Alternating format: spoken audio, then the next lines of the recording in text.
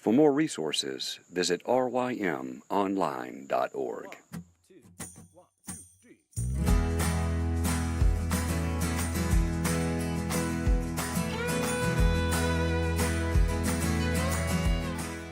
The Local Youth Worker is a daily podcast that's centered on 5 questions each week.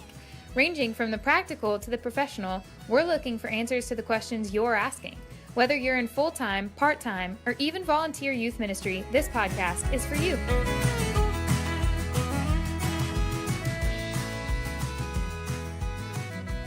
All right, everybody, welcome back. We're talking to Reverend Michael Hall all this week.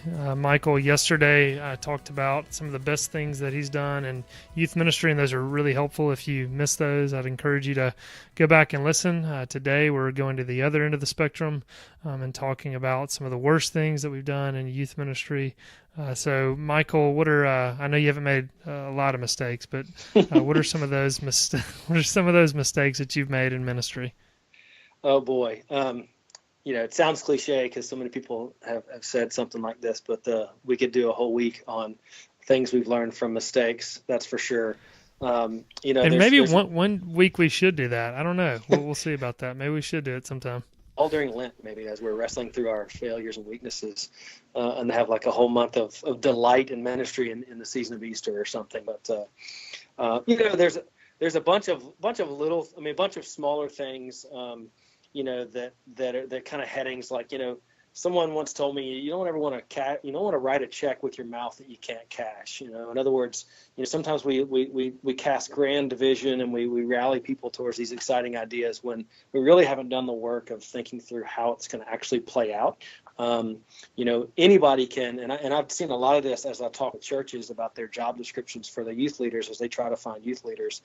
So many job descriptions and so many churches will describe a really exciting opportunity for ministry, but then when you really get down to the nitty gritty, you realize, okay, your aspirations aren't really meeting your reality. So I experienced that. A particular example of this will sort of be connected. The flip side of this coin will meet on Thursday when we talk about engaging parents. But in my first youth pastor role, I felt obliged, compelled. I honestly can't remember where the idea came from, but the idea was to develop a team of parents to come alongside me to help lead the ministry. We called it the Parent Council. And if any of those former parents somehow are listening to this, you're gonna laugh at me here. I self-selected, a group of parents, maybe 10 or 12, and then called and communicated with each of them, my vision for this team and what it would be and what their important role would be and how valuable they would be to develop this ministry. Because when I showed up there, there had some good ministry elements, but it was one of those situations where the church had a few kids in middle school and high school, but there was a bunch of kids coming up into the children's ministry. So we were trying to build some structures for a larger youth ministry to come. And so I was calling these folks, and I got them excited about how they would play such an important role, and they would be able to speak into and pray for and engage the ministry in this kind of behind-the-scenes kind of advisory board kind of role with me as we led the ministry.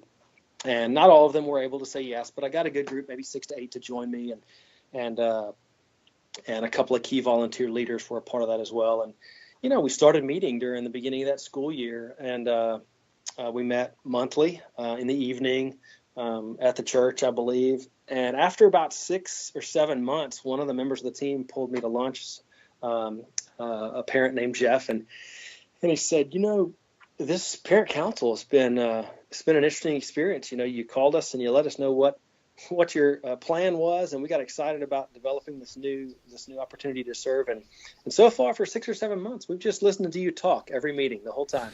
And I was like, and you've loved that, right? No. And he said, joking, he said, it has been good to hear a lot more of what's going on behind the scenes, but we thought we were going to be able to participate, speak into, and we haven't prayed as much as we thought we would, other than kind of opening and closing in prayer. So he really just kind of called me to task on, hey, you actually had a good idea, and we believed in it, but we need this to change, or else, it really isn't. You aren't doing what you said you're going to do. So that's the overarching theme is, looking back on your ministry, thinking about as you get excited about things, be careful what you put out there that isn't fully thought through and understand yourself in those situations. So he actually, by God's grace, this was a really cool thing. He actually worked with me to get a lot of my ideas written down, to work through how we would actually play certain things out. And he began to help prepare me because to make that team work better. And then about a year and a half later or so, I ended up transitioning out to the church in St. Louis.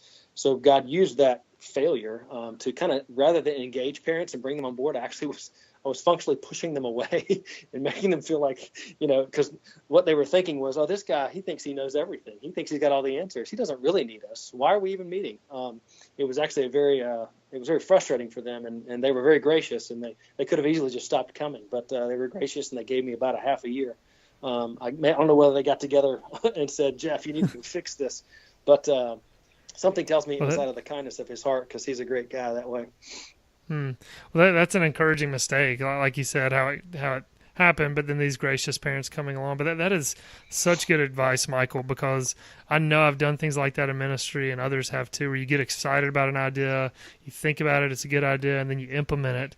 But then you don't think about just consistently, month after month, or all the maintenance or management of a particular thing that you've implemented. So like you're saying, that to give the advice of, okay, before you just jump into something, try to think ahead, plan ahead, and think possible negative outcomes like this. But that's some very good advice, Michael.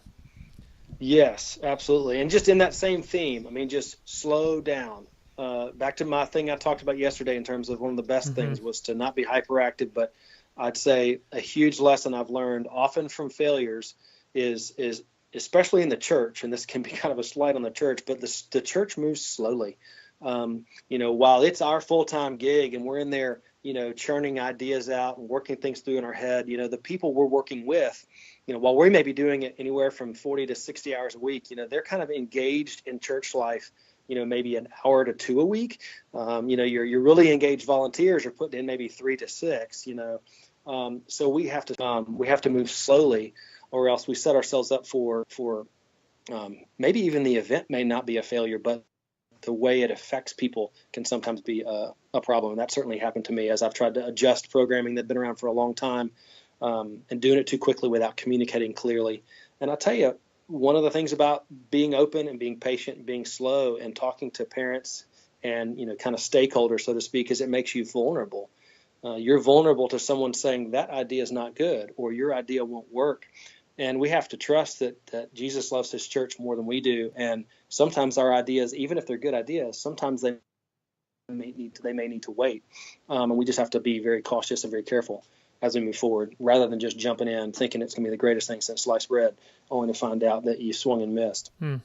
Yeah, that's such a good reminder. Again, Jesus loves the church more than we do. That's a good reminder. Anything else you got, Michael? I've got lots of things, but I think, and I look forward to coming back to that parent council on Thursday, because those failures that really were, it was a big mistake because it took a while to kind of clean that up, and it had some other connections to it. But getting back to that on Thursday will be good. How the Lord used that to help build some new avenues for ministry to parents, but to save the youth leaders out there a little bit of time, we'll got to stop for now. And that you're keeping them on the edge of their seats too to hear all that conclude. So that'll hopefully keep them coming back on Thursday. Sorry for the letdown in advance. Well, thanks for that, Michael. That is some good advice.